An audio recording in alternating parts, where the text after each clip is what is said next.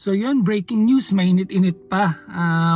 Kinonfirm na ni Sir Gavin na hiwalay na siya with his longtime partner, Elma Sagra.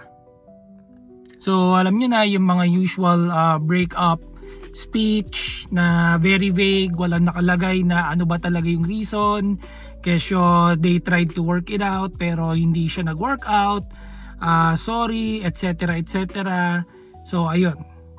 So I'm sure kung nakatira kayo sa internet, alam niyo naman a couple of weeks back meron siya naging issue, nagkaroon siya ng anxiety, na hospitalized, and then lumabas lahat ng mga resibo tungkol sa kinakasama niyang babae sa ibang bansa, or naspatan sila na kasama niya yung nagngangalang Ira. So syempre dininay niya yan, and naglabas pa sila ng statement pareho, naglabas pa sila ng vlog nung nakaraan.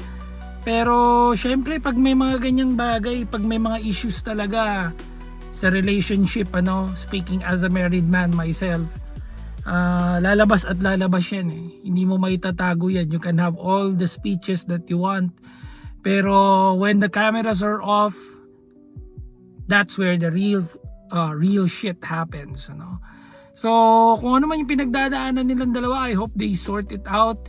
And kung ano man yung mga pinagdadaanan ni Sir Gavin, I hope you sort it out as a man.